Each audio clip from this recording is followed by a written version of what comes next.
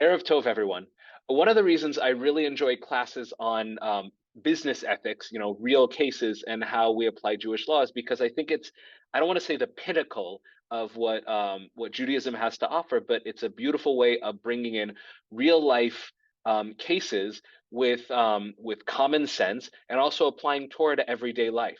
Now, whenever I eat, I say a blessing to thank God, and that gratitude is beautiful. But these cases really apply and they can be constantly on our mind. And while ritual law is so powerful because it connects us with the spiritual, these kind of cases are really a way for everybody to access the Torah tradition. And while much of it was developed by the rabbis, which is also really cool, a lot of it still brings its roots back to the Torah. And one of the things I hope to do in the three cases that we'll look at tonight is not just to figure out how would we rule in these cases, but again to look at classical sources and see what are the kinds of sources people typically turn to, and also are there common principles that again you can apply to all kinds of things.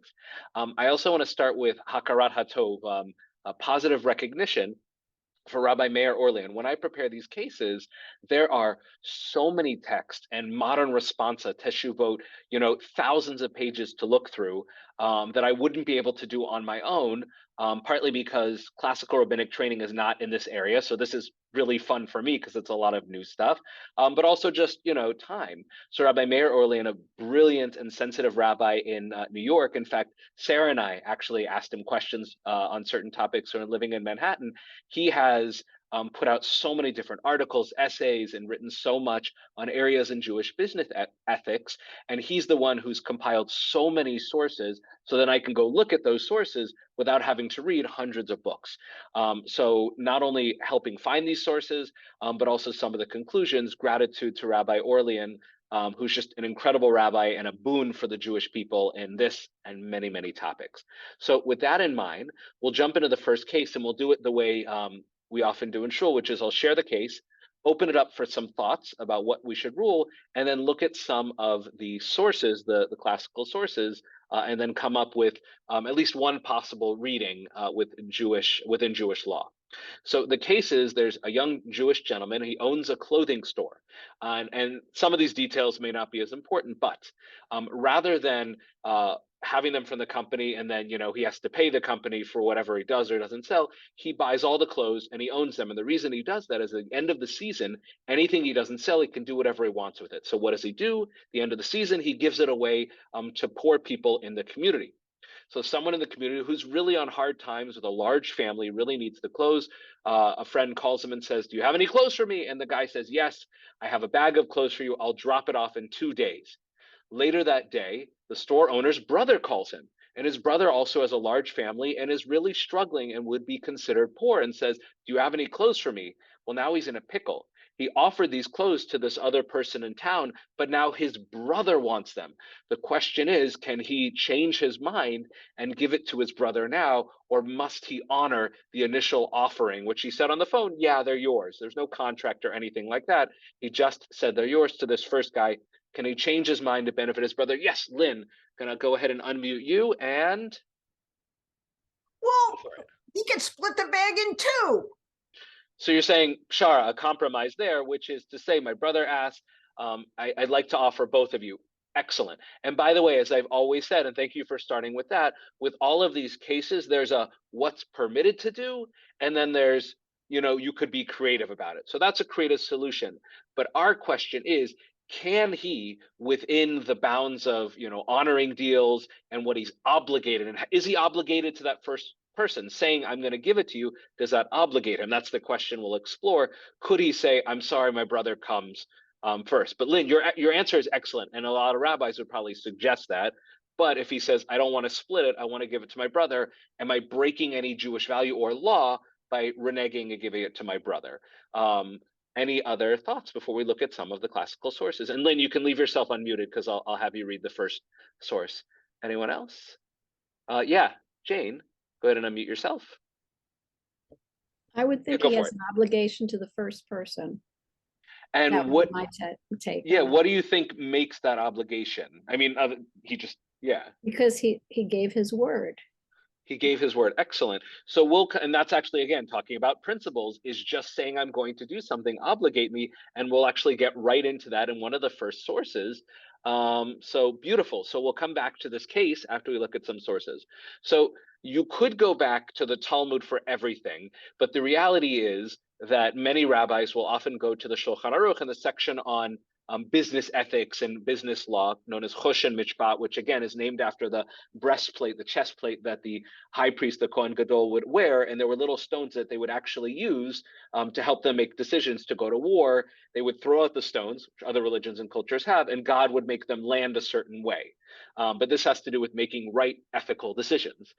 So the first place we're going to look at is one of the issues that might come up about somebody who reneges on a deal, because the reality is that unless it's written in stone, technically speaking, I don't have to honor a deal. I can pull out, but there are some consequences, even if I can't be sued. That's the thing. The person can't sue me, but Lynn, go ahead. Source number one in the Shulchan Aruch: are there consequences for reneging, for changing your mind? Similarly, if one tells another he will give him a gift, but does not do so, he is lacking trustworthiness. When is this true? With a small gift, because the recipient relies on it once he was promised to receive it. Excellent. There's this phrase in Hebrew, mechusar amana, one who is lacking in trustworthiness. And basically what they're saying is somebody goes into a deal and it's not contractually written down, meaning it's, word, I'm going to do this specifically in gifts, et cetera, like that. Again, it's not a formal business deal. One could change their mind, but what it's going to do is give them a bad reputation. And that will affect them in the community. No one's going to go into deals with them anymore. People aren't going to trust them. So while you could pull out of the deal, you really shouldn't. However, this and the next source here, which I'll have you take as well, Lynn, gives some limitations on this. The first one is, if I'm offering someone a bag of clothes, which might be worth a decent amount of money, but if I own a clothing store, it's not a massive gift. If I offer him a small gift and I renege on it, people are gonna be like, come on. You were offering him a sandwich, you were offering him a chess set, you're offering something small. What kind of person are you? But if I offer someone $1 million or a house or a car and I change my mind, people can say that's a big deal. And we understand that, things come up, and we're not going to call you an untrustworthy partner because saying that you're going to buy something for $44 billion, like maybe you were crazy, and Tamar knows what I'm talking about. Maybe that was a crazy thing. So to pull out of it, unless there were legal implications, we understand that. And then source number two is also a limit on when this person's reputation becomes untrustworthy. Go ahead, please. Source number two. The spirit of the rabbis are not pleased with any party who retracts, regardless of whether it is the buyer or seller. This is only true where there was one market rate, but where the rate changed. And then it continues on with some and it brings all these parentheses, but essentially it says where the rate changed, it's essentially fine, and you are not considered lacking. Actually, it's in the Hebrew there, enze mechusre amana. You are not lacking in trustworthiness. So the first limitation is, if it's a huge, massive gift and you change your mind, like let's say an auction. I promised I'm going to buy a $40 million painting, and I say, I don't know what I was thinking. People say, I understand that was a big thing. And the second one is this: if I went into a deal, and again, this is not a contractually signed deal, no one can sue me in court. It's, again, the language is the rabbis, en ruach chachamim noche hemenu. The spirit of the rabbis doesn't sit well on this person. The rabbis don't like it when you break deals by a handshake or word of mouth. But if the situation changed, there's an extreme example. I said I'm going to buy a $40 million painting, and then all of my stocks fail, and I'm poor now. No one is going to say you must buy it, even though you can't afford to, buy dinner that night. Everyone understands the situation changed. I'm not an untrustworthy person. Things are different now. So the way that this would apply here is that in a regular situation, he promised it to this guy, but now his destitute brother comes asking him for it. The situation is different now. And if people know that, they'd say, oi, if I was in that situation, I don't know what I would do. You are not a bad person. I don't know that, you should give it to your brother, but I understand you're not a bad person. The rabbis are not mad at you. Boy, that's a tough situation. So back to your question, Jane, is yes, someone can retract unless there's a formal contract. And in terms of, is he a bad person for doing this? I would say no, he is not. Because even though this is a small gift, and he should hold through it because things are different. And this is, again, how many of you, if you offered, you give away your car to someone in the congregation, and then your brother, sister, mother, uncle said, I need a car, again, who wants to be in that situation? So any questions on that first thing? Because that's the first one that comes up. That, again, it's more reputation than whether you are obligated to give the stuff. We'll get into that obligation in the next source. Excellent. Tamar, I'm going to go ahead and unmute you. We are still in Shulchan Aruch country, again, because it's such a straightforward work, and it's just so easy to work with it. So the next one, and this goes to what you would say, Jane, but in specific about whether you're obligated in any way, but specifically in the case of the poor. So Tamar, please, source number 3, and then I'll have you take source number 4 as well.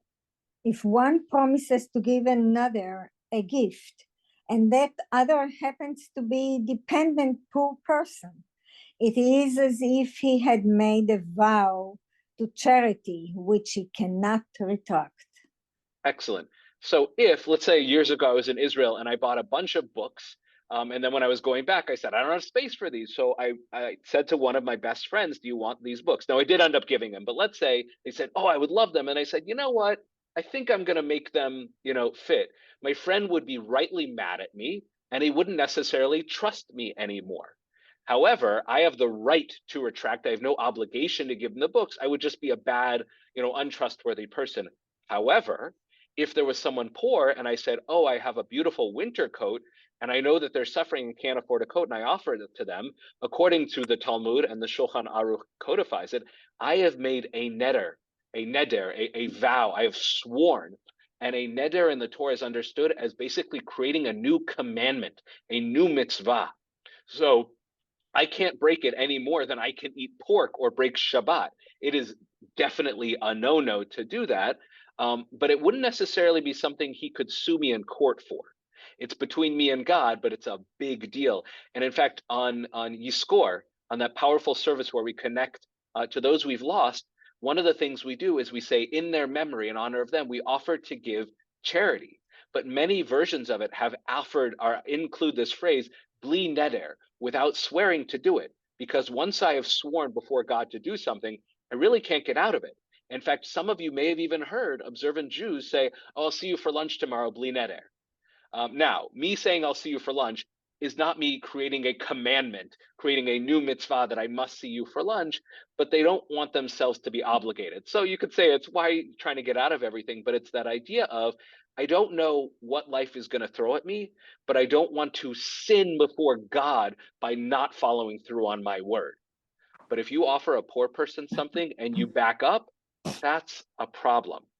But one of the questions is it really true that if I offer something to a poor person, not only is it a commandment, but that I actually have to give it to them, it belongs to them.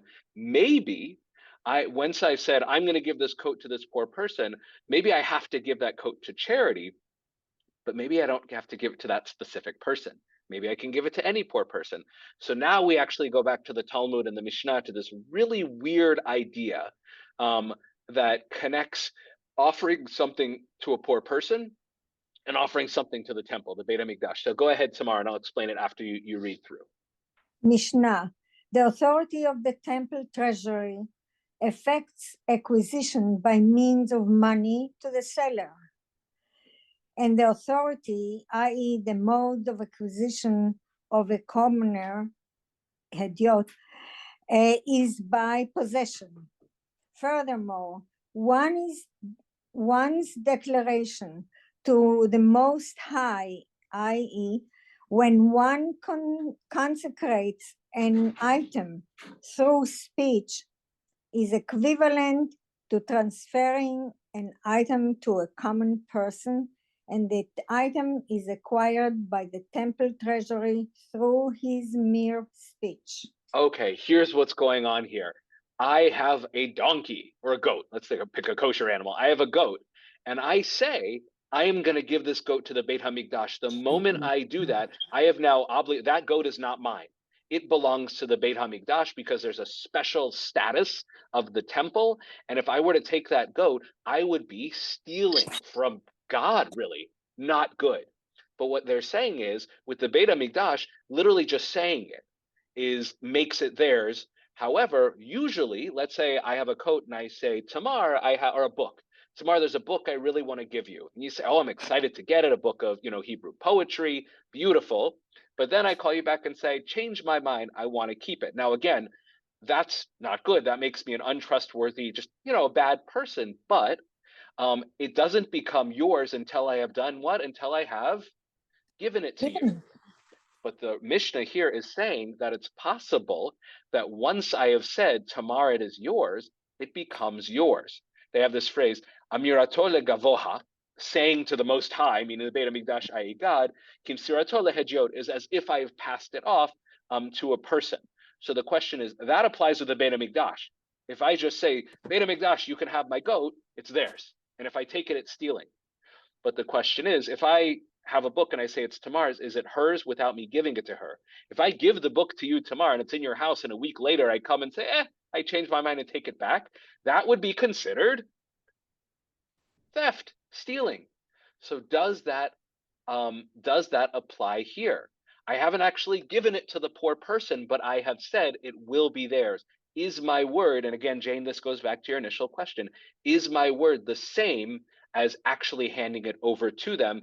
And the truth is, it's actually a debate, but the Shulchan Aruch, and this next source, and Jane, I will unmute you for it, seems to imply that it is. My word is my bond. So go ahead, Jane, please. Okay.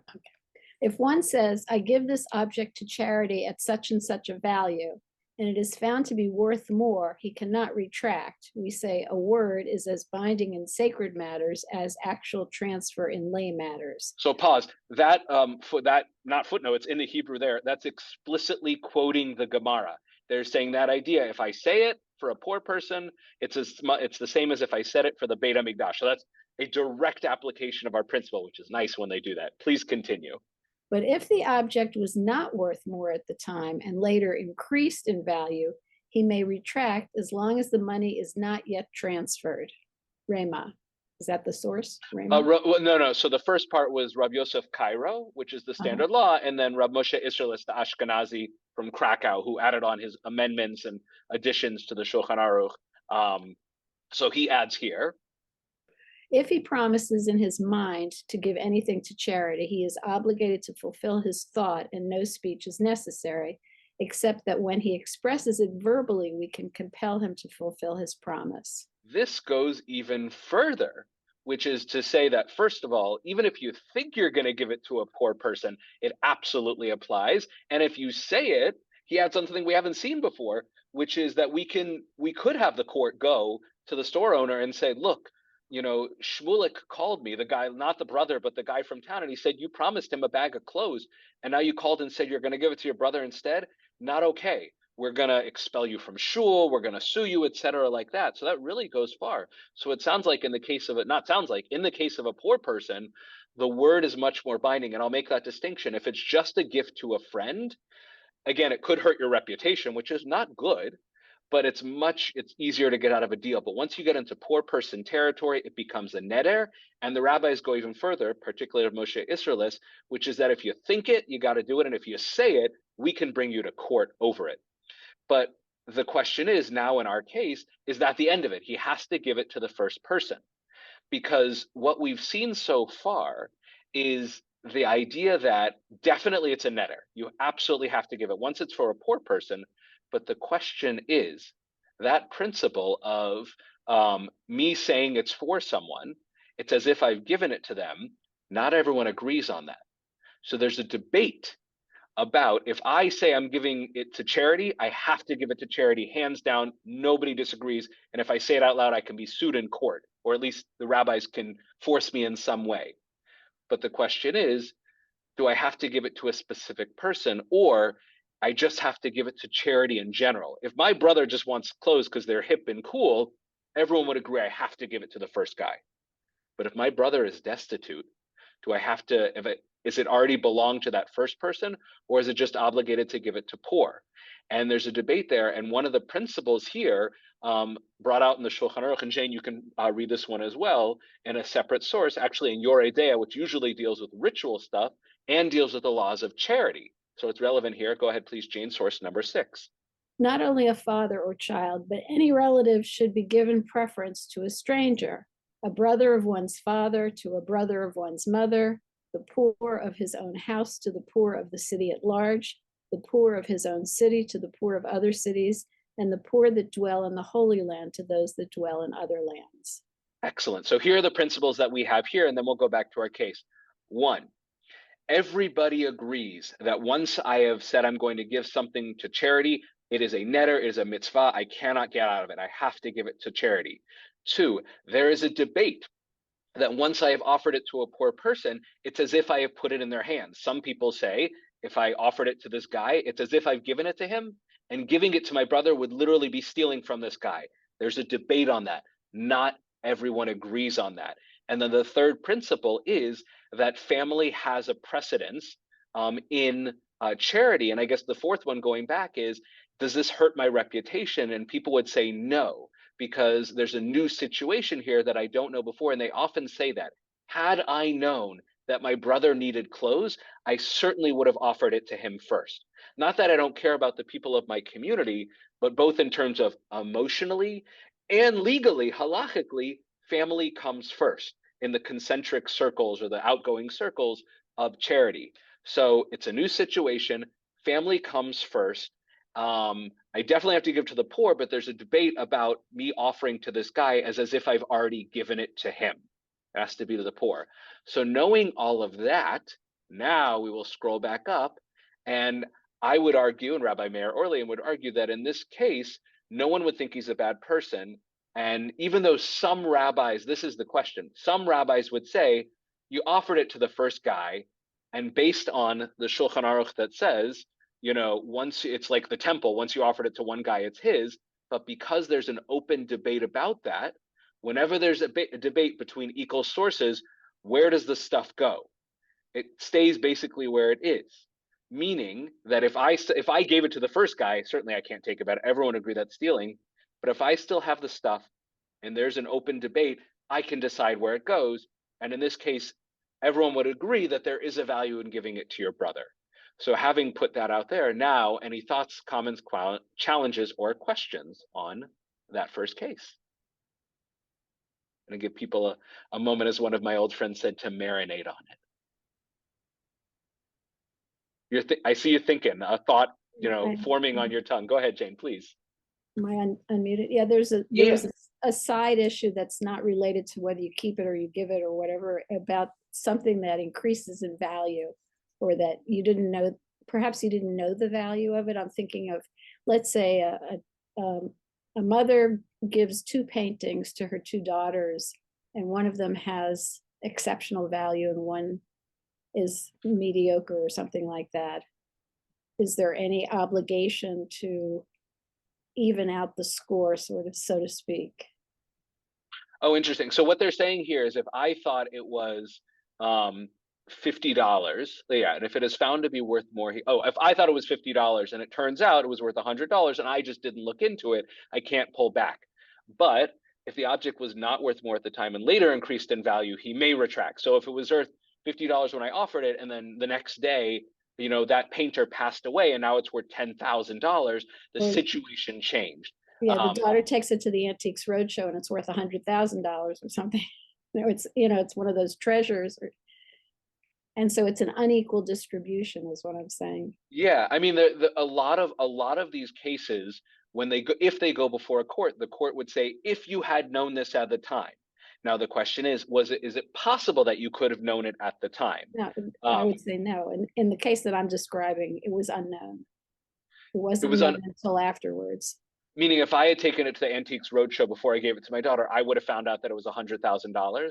Right, but in this case, someone is just distributing things she thinks equally, but it turns out that one has a much higher value. Is there any obligation to do anything to even it out? Interesting. I'd want to think about it more. If we apply literally what's said here, which is that you were wrong, but you didn't know the value at the time, and it was you could have had it appraised, then it sounds like, no, you can't retract. It was the mother's responsibility to look into that. If it's something where, again, when she gave it, it was worth $1,000, and then again the artist passed away, and the next week the daughter then became a billionaire, a millionaire, something like that. Maybe there's some room there for attraction, but this is something that I wouldn't want to answer on one foot.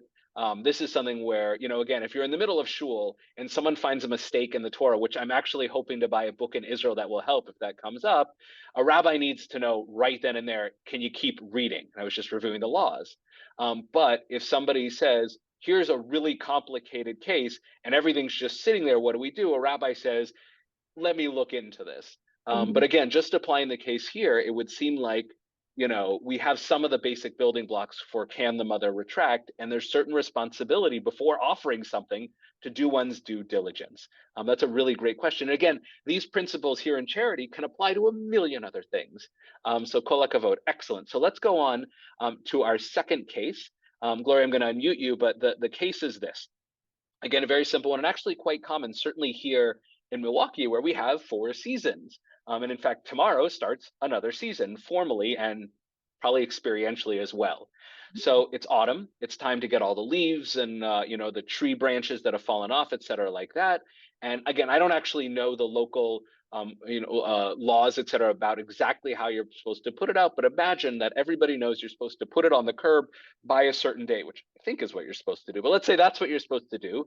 So this guy puts all of his leaves and his branches.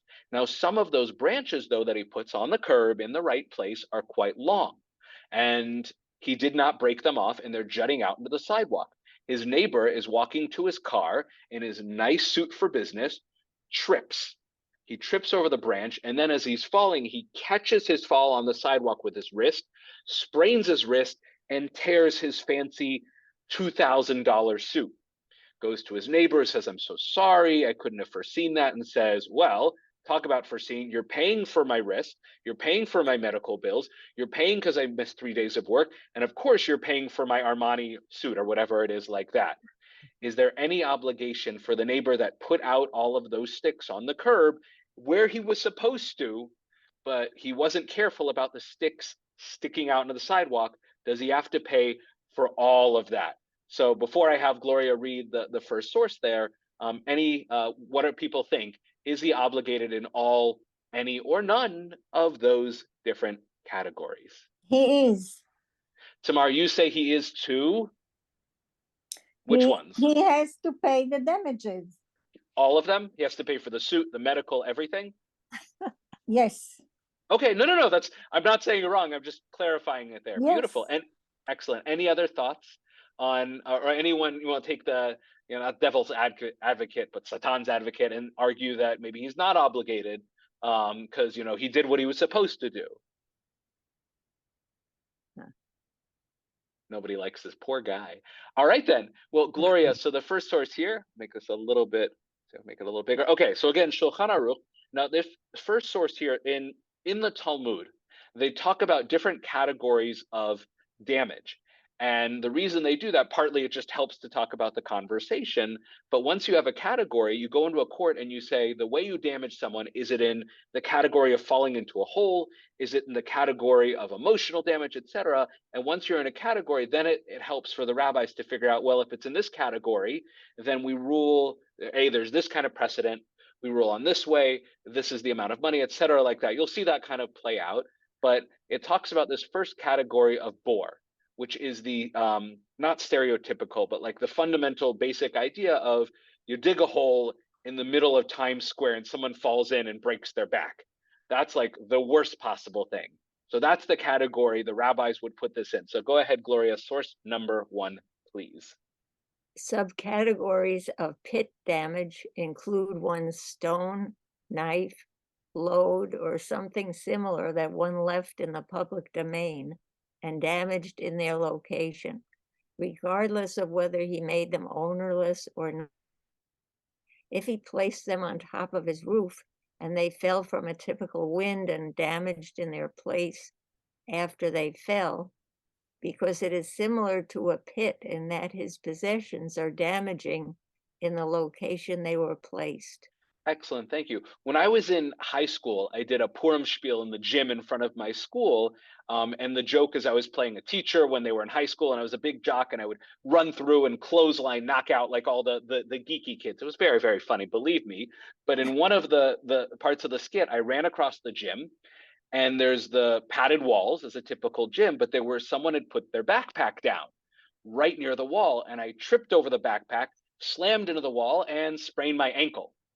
And I wasn't able to do the school musical, or at least not 2 out of 3 performances. So I did not think about this at the time, but potentially I could have found out whose backpack that was and maybe sued them because they shouldn't have put it there. If I'm in Times Square and I put my backpack down in a very busy area and someone trips over and injures themselves, it's my responsibility. Again, the classic scenario is someone who literally digs a hole in the public thoroughfare and someone's animal or a person falls in. Now, let's say I'm sitting on my porch and I put down a cup, like a mug of coffee, right on the edge, and it falls off, breaks, and someone walks by on the sidewalk and cuts their foot. And I say, oh, it's not my fault. I put it down on my property. The rabbis would say, how did you put it down? And I put it down teetering on the edge, and it easily fell off. So what they're saying here is if you do something in the public domain that you easily could have prevented, you're responsible. So me putting out sticks in the public domain and in the public thoroughfare, I'm absolutely responsible for that. And putting sticks out that someone trips on is the same as me putting a hole. However, actually, we'll come back to we'll come back to that in a moment. So Gloria, take this next source here, because one of the things that these sources are going to do is start narrowing down exactly what this person would be liable for. Are they obligated to everything wrong, or is it a little bit more limited? So go ahead, Gloria, source number 2. If one places a barrel in the public domain and another comes and trips on it and it breaks, he would be exempt because people do not have the practice to look around while on the road. If the person was damaged by the barrel, the owner of the barrel would be liable, even if he made the barrel ownerless, because anyone who makes something that he had no permission originally to do ownerless is liable. Excellent. And then really just building on, again, if I put something in the public domain and it's like trash, I'm getting rid of it, it doesn't matter because I put it there and I should not have put it there. And therefore I'm obligated for it. But that leads to the next question. And Elizabeth, I'm going to go ahead and unmute you, which is, and I've said this a bunch at the beginning, but I was doing what I was supposed to do. I was given permission. I was following the laws and putting it out on the curb. So doesn't that get me out of any responsibility? So go ahead, please, Elizabeth. Source number 3 from the Talmud. Excuse me. As it is taught in a Baraita, with regard to all those people who engage in activities that the sages stated are permitted, that is, those who open their gutters and drain the sewage from their houses into the public domain, and those who flush out the water from their caves where foul-smelling water was stored into the public domain. During the summer, they do not have permission to do so, while during the rainy season, they have permission to do so, since the street is rained upon in any event and thereby washed. And although all these people perform their actions with permission, if they cause damage, they are liable to pay for it. Because of the difference between the summer and the rainy season with regard to whether it is permitted for one to pour water into the public domain, both Mishnayot are necessary, one for each season. This is in order to teach that even in the rainy season, when it is permitted to pour water into the public domain, one is nevertheless liable to pay for damage resulting from that water.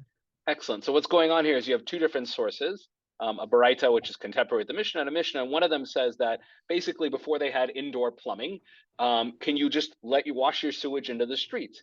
And one of them says that when it's when there's a big rainstorm that's going to wash it away, it's fine to have it put out your sewage. But in the summer, where if you put your sewage into the street, it's just going to sit there and be disgusting, and people slip and everything like that. It's not okay. But what is it? Am I allowed to let out my sewage? And they say generally you are. However, you can't do it when it's going to damage someone. But so it sounds like fine. In the winter, I'm always allowed to do it, right? Because the rain will wash it away. And the answer is no. You're only allowed to do it as long as it won't do damage. So usually in the winter, it'll wash away and people know that there's water, it's fine. But even in the winter, where it's generally permitted, if I'm going to cause damage, then I am liable. And this is great because all those self-entitled people who say, well, I'm allowed to do this. I can park here. I can put this here. It's a free country. This says, no, it is a free country, but you also need to take responsibility for your actions. You cannot be negligent. Even if something is technically permitted, but it will hurt people, you are responsible. So there is a limit to freedom per se when it will affect other people, which everyone has been shrieing over the past couple of years is, yes, technically in a normal situation, you're allowed to do X, but you're ignoring the fact that your general permission to doing X is hurting all these other people. Hamevin Yavin, everyone knows what I'm referring to, or multiple cases of that. But that's such an important distinction the rabbis make. Just because in an ideal situation that's okay, it's not always okay, and you need to think about others. So this person, yeah, they're actually responsible for putting out their stuff, and they're allowed to put out their stuff, but they should have done it in a responsible, non-negligent way. So they are responsible for their actions, and it doesn't matter that it was permitted.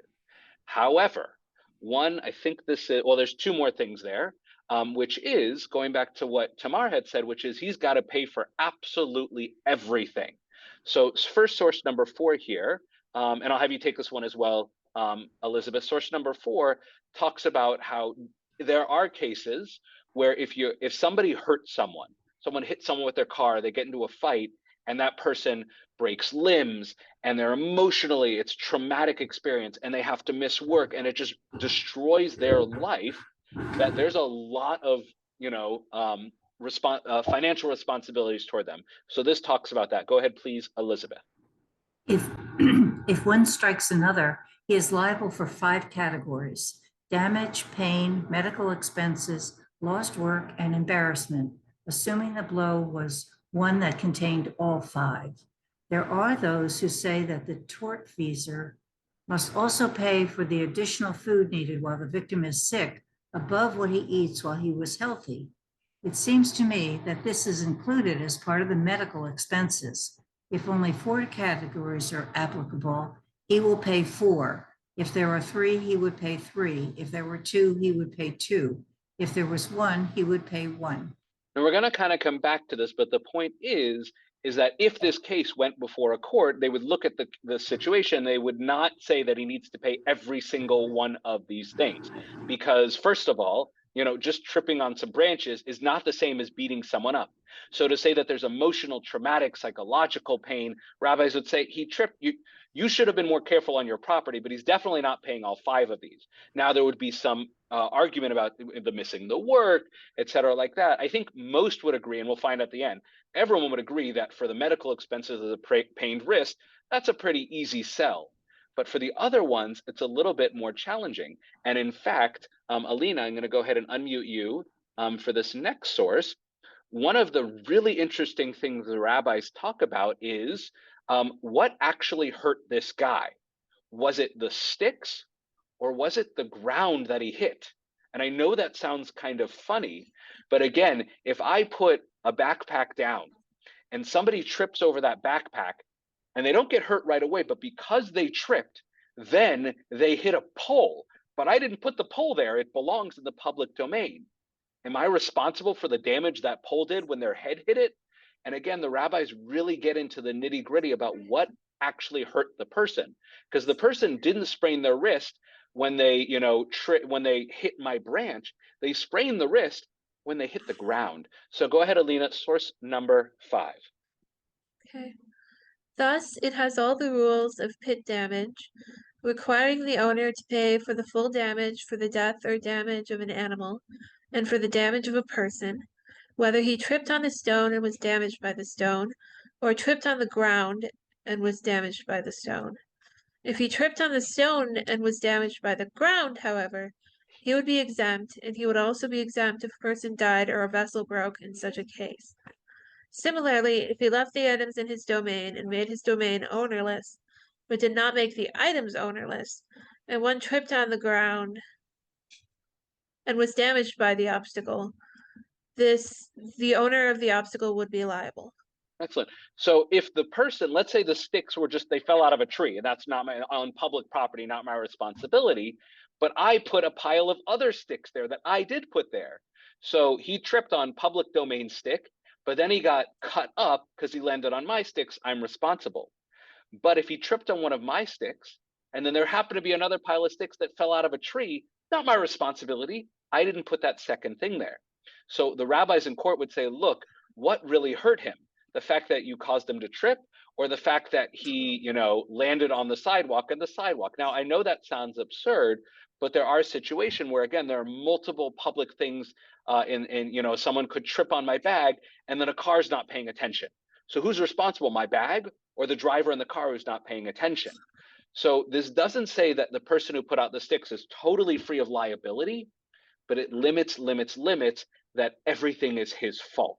So again, going back to what Tamar said is, even though it sounds kind of crazy, we can't say that it's 100% the person's fault. He was negligent, and there are responsibilities for him, but it's much more limited. So the final source, and Alina, I'll have you take this one as well. What about the suit? His suit got ripped when he landed on the ground. So does the homeowner, and again, I want to make a distinction here.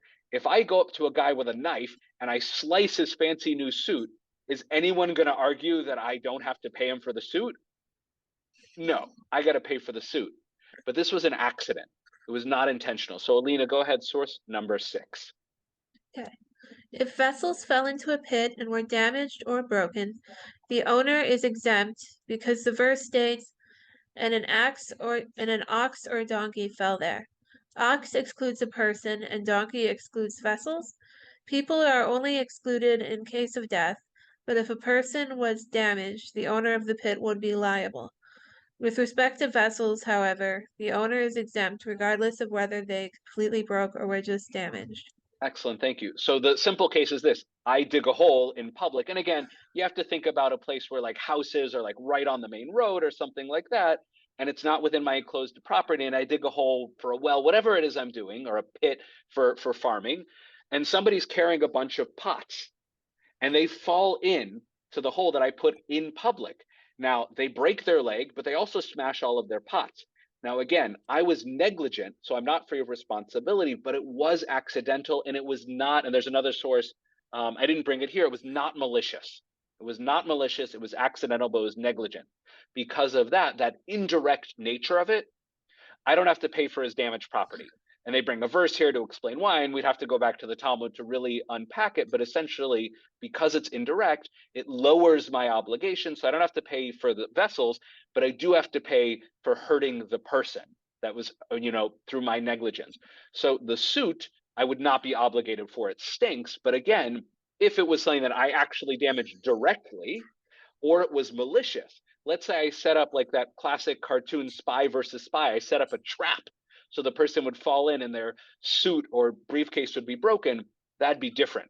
Good luck proving that though. So now going back to our original case, we've seen all of these, and this is a little bit more complicated than the first case. If we work backwards, again, there's all those different things that he wants.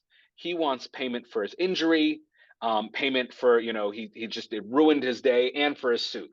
So for the suit, no. And also, by the way, before I continue, going back to what Lynn had started with, it would be nice for me to pay him as much as I could and to find some sort of compromise and settle. But am I obligated for the suit? Absolutely not. And again, this was an accidental thing. I didn't mean it. I messed up. So in terms of embarrassment and pain, I'm not obligated in those categories. But for medical expenses, absolutely I am. My negligence did indirectly lead to that, and I would need to pay for medical expenses. In terms of what I pay for lost work, that's an interesting question. I'm not sure about that one, but again, what you can see here is because it was accidental and not malicious, the number of categories that the rabbis would usually, again, if I beat someone up in a bar, I'm paying them a lot of money for all kinds of different things if I severely injure them. When I was in college, I was walking in the street, someone was riding their bike, wasn't paying attention, smashed into me. I had minor scratches, was shaken up, but I was okay. But the girl though, and I stayed with her and the ambulance was there, she was really hurt and she had to drop out of school for a semester. Now we met together and we made up, whatever it is, like I never saw her again. But the question is, could she have sued me for anything because she suffered physical injuries, trauma, probably some embarrassment, law school, she suffered all of that, but I wouldn't have to pay for any of that because I didn't do anything wrong.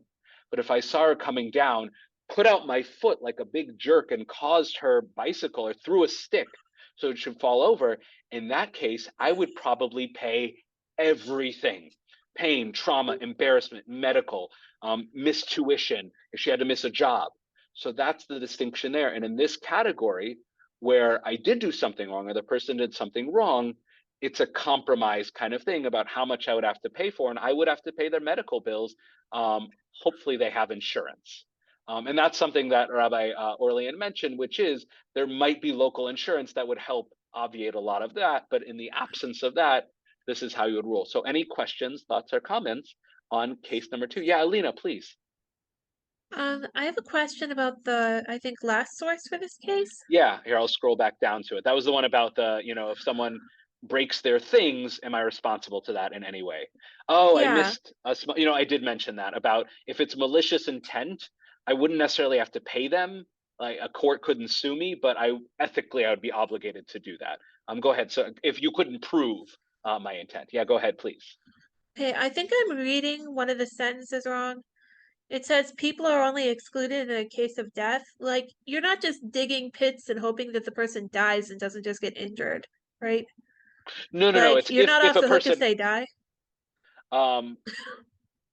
Well, you're not hoping if they die. It's if they die, it would change the way this case is and what you would have to pay them. It's not Okay. you want it to happen. It's if it happens. And some of these things we'd have to dig into a little bit more, but that's an excellent question, reading it carefully. Yeah, but you still get in trouble if they die, though. Well, but it would change I'm trying to think of a clear example of this. Basically if someone, here's an example of it. Somebody kills someone on Shabbat by driving their car into them, which is awful. Mm. They committed 2 sins. They broke Shabbat by driving, but they also murdered someone. What are they going to be obligated for? What will their punishment be? Will it be because they broke Shabbat or because they're a murderer?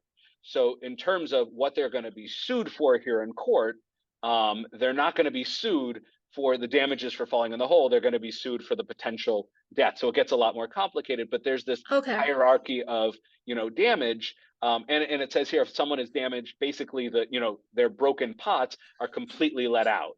But if they just drop a pot, then maybe you would pay for that. Excellent. Any other comments or questions before we look at the final case?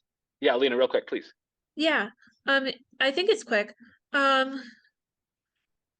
In terms of sidewalks, yeah, I'm thinking about like especially in Milwaukee where we have very intense winter. Could this kind of thing apply in any kind of scenario to like people who have had their time to clear their sidewalk of like snow and ice and they don't, and someone who uses like a cane or walker, or maybe they're in a wheelchair, they're trying to get down the street and they end up injuring themselves on your sidewalk because you didn't ice it properly or so that is salt an it? excellent question to apply here. And the case is this. So obviously I didn't put the snow there. God put the snow there. But the question is, whose responsibility is it to clear it? And you would go by societal or local laws. So if the local ordinance is that it's the responsibility of the house, that it's, where the sidewalk is, and the person didn't do it, then that person obviously didn't intentionally or maliciously, hopefully not maliciously, injure the person, but they were being negligent and they had an obligation to clear it. And in that case, yes, there would be, first of all, I think there might be room in local laws to fine them or whatever. But certainly a rabbinic court would say that because it was their responsibility, they were negligent. Now, let's say it's common courtesy to do so and there's no obligation. Then it gets a little trickier. And we could say in the court of heaven, which is another way of saying you have a moral obligation, we can't force you to pay for their medical bills. Maybe you should, but that's an excellent application of where this comes up for all of us. Now, many of us pay people to do that. And then the question is, if I pay a service to do it, and the service doesn't do it, who can be sued in this case? If I look outside and say, I'm not going to, shovel my walk because I'm not able to do it, and I paid someone to do it, and just because they're being they're not doing their job, I'm not going to do it. So it's a really interesting question there, and that's come up before where I'm like, I don't want to do it, but I paid someone, but I also don't want anyone to get injured, so I'll go out and do just a terrible job, not because I want to. I'm just awful at shoveling. So I'll just use a lot of salt and hope it melts it all. But excellent question and application. Beautiful. So now moving on to the last case, which is actually only 2 sources, so relatively short. And this is a really common one. So a guy goes to a local cuckoo clock store, which there's actually one in New York that I really wanted to visit. I didn't get to this last one, but somebody orders a custom clock from them, and they go to the store and the clock works and they put it in the package, and then they fly it all the way back to Milwaukee. They put it up on their wall and it's not working. So they call the store and the store says, look, unless the item was, I sold you a defective thing, I don't give you your money back, but it worked when you left with it. So obviously it broke once you took possession of it. And there is no way to prove that it broke because when I took possession of it, or if there was a fundamental flaw, like a loose screw or something like that. There's no way to prove when it stopped working, but I demand my money back. So the question is, do I have, can I say, look, it doesn't work, give me my money back? Or I can say, it worked when I sold it to you, it's your responsibility, sorry. What can happen here? And again, there's no way to prove that I bought a defective item. There's no way to prove that it broke when I did it, and there's no way to prove that it was broken when I bought it. Where should the money go? Should I get my money back? Do I have a leg to stand on? Thoughts? Yeah, Elizabeth. And yeah, please go ahead. Okay, so my guess in that situation would be, once you do the transaction and you pay the money and they take the money, then it's too bad if it doesn't work once you get it home. Because there's no way to prove it, money stays where it is. Yeah, and I would guess that if you had somebody like a small shop and you knew the watchmaker or something like that, maybe you could discuss it with them. But I think once you take it and you've paid the money, it's yours. Yeah, and going back to what Lynn said, and I think there was maybe either a class or at shul I did one of these cases, and someone said, well, how about this? Offer to pay to have it shipped back, and maybe the store owner should, fix it for free. That would be a nice, good thing to do. But the reality is there's actually a bit of a debate here. There's 2 sides to it. Whether the obligation is on the person who bought it to prove that it broke once he bought it, or the obligation is on the seller to prove that it was working when he sold it. And again, if neither of them has clear evidence, whose responsibility is it? Because if the onus is on the seller, the person who made the clock, then unless they can prove that it broke when I bought it, they have to give me my money back. But if the obligation is on me who bought it, then he keeps the money unless I can prove that he sold me a poorly made product. So Elizabeth, the first one from, again, Shulchan Aruch, and it's a really interesting case that they talk about here and how it applies to a clock, is that the onus is on the person who bought the clock. I have to prove that I was sold a janky, bad product. So please go ahead, Elizabeth, source number 1. If one sells an animal to another for slaughter and the buyer slaughters and the animal turns out to be treif, meaning not kosher, can't be eaten, so it's useless product now. It was known with certainty that it was treif when the buyer purchased it, such as where there was a hole in the reticulum and a scab had covered the wound, in which case we know that there were at least 3 days from the time the hole was created and the animal was purchased within the last 3 days. The sale was under false pretenses and the seller must return the money. If he did not purchase within 3 days, or he purchased within 3 days, but a scab did not cover the wound, in which case it is unclear whether the hole was within 3 days or not, the buyer has the burden of proof. If he does not bring proof, he will lose out and must pay the money if he still has it. Excellent, thank you. So going first to the issue here of kashrut is for an animal which is slaughtered, which has to be slaughtered in a certain way to be kosher. they actually check the animal to make sure there's no injuries. Now, this goes back to the laws of sacrifices. If they bring a kosher animal to the temple to offer as a sacrifice, and when they slaughter it, they find that it had, lesions and scabs inside. And the reason they mention a scab here is that if there's a scab, it means that there was an injury. Internally, it's proof that there was an injury that healed up, and therefore it's not fit to be offered to God or to be used or eaten as a kosher food. So if I buy an animal and then slaughter and it has all these scabs, that means that it clearly was unkosher when I bought it, meaning that it became unkosher, useless to me when it was still belonging to the seller. And therefore, I have every right to give it back. Now, the reason it says 3 days is, I guess 3 days might be how long it takes for a scab to form. So the seller could say, look, when I sold it to you, it was kosher. Obviously, whatever happened to it, you waited 3 days to slaughter it, it got injured or developed a sore, a cut, whatever, after I sold it to you. That scab wasn't on my time. But again, if I slaughter it that day or the next day and it has all these internal injuries, I can show it to him and say, you sold me an unkosher animal, give me my money back. But if there's no scabs inside or I wait 3 days, then he can say, no, I sold you a kosher animal and you waited too long, and whatever's wrong with it, it became unkosher once you took it.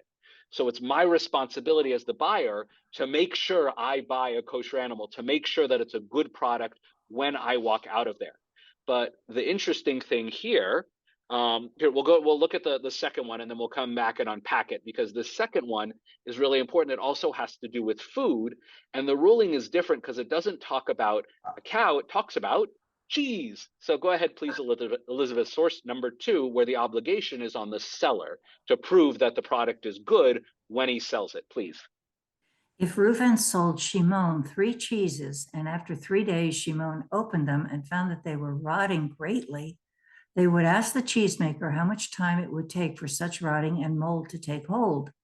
If they say that the rotting took place in the seller's possession, the sale was under false pretenses. If the matter is unclear, the party trying to remove money would have the burden of proof. So the case with cheese is that cheese, first of all, you can't always tell when you get it how far along it is in the process. You don't know if it's going to go. And this happens with milk. You can buy milk at the store, you think it's great, and then you go home and you open it and, oh, it's gone bad. So there are certain products that it's really hard to tell if they're in good shape until you get them home. And a lot of markets, if you take it home that day and say this milk is rotten, they'll often honor it and say, oh, you bought it today and it's rotten, that's our fault. But the difference with a cow, so that's the onus on the store. The store would have to prove, no, it went bad when you took it home 5 minutes ago. You put it in your car and you turned on the heat and made it go bad. That's ridiculous. Milk goes bad very quickly if it's sold, at a later date. So the store has responsibility to make sure that all their stuff is good when you get it. But with a cow, you can't tell with a cow. If a cow looks like it's dying and full of holes, everyone can notice that. But most kosher animals, they look good. They look good when you buy them. And you assume there's a chazakah, an assumption that a kosher animal is kosher. And if it goes bad, then it's the responsibility of the buyer to prove that it was sold to them bad. So how do we apply this to our case? If you go to the Apple store and you buy a shrink-wrapped iPhone in a package and it looks good, and then you bring it home and a week later, after using it, it falls apart, one usually assumes that most products from a factory, and again, we're pretending that warranties don't exist, but most products that come from a factory are usually good. They look good, you can assume they're good, and then if all of a sudden they're bad, it would be the buyer's responsibility to prove that it's the factory's fault. And again, with warranties, this is much easier, but assume warranties don't exist. But again, if you buy a product that usually it looks good and there's no way to tell that there's anything wrong with it, the buyer has to prove that they brought a bad product. But with stuff if you buy stuff at a farmer's market, you buy a whole thing of blueberries and you get it home and you open it up and half of them are moldy, in that case, you do have a right to go back because you can definitely prove that it was bad when you bought it. The responsibility then becomes upon the seller. So now let's apply it to our cuckoo clock. So if I have a cuckoo clock and it's bought like it's a standard made factory, it's made in Korea and everything like that, and it looks good, and I look inside and everything seems to be good, but a screw fell out and it stopped working, it's going to be really hard for me to prove that that's the company's fault. But if I buy a cuckoo clock from a custom maker and I bring it home and I take it to another clock maker and he's like, this was junk, whoever put this together had no idea what they're doing, this was made to break, then that's clear evidence that it's their responsibility. But in the case of this clock where it was custom made and someone looks at it and says, it looks like it was made well, there's no way whatsoever to find out how that screw fell out. And if you said it worked when you bought it, then who can I get my money back? If there's no way to prove, again, it was made well, and it doesn't, there's no obvious way to prove that he sold me a bad product, and I didn't discover it until I got it home and was using it for a few days, can I demand my money back? And the answer, Elizabeth, is No. no. And again, if I bought custom made cheese, would there be room if it was as soon as I got it home to Milwaukee and my kosher cheese curds already went bad? Could I call the company and maybe demand my money back? And in that case, maybe yes, or at least I could, the buyer, the seller would have to prove that they sold me a good product. So with foods and stuff that's known to break and known to go bad, the company has to make sure and be very clear that when they give it to you, it's good. But with stuff that's usually good and typically does not break, or it looks good when you buy it, I have to prove when I buy it that it was broken when I bought it. So it really has to do here with a really unclear case, and whose responsibility is to prove who broke it or why it broke. And if sometimes it's the companies, sometimes it is me. So that sounds a little bit more complicated, but again, you have the principles now to apply it. And again, if you go from a store with a DVD player and use it for a week and then it breaks from a major company, again, pretending warranties don't exist, you're often out of luck, at least in a Jewish court. But if you walk out of the store and you open up your DVD player and it's smashed into 100 pieces, you can usually argue that the store messed up and sold you a broken product. So again, this really does apply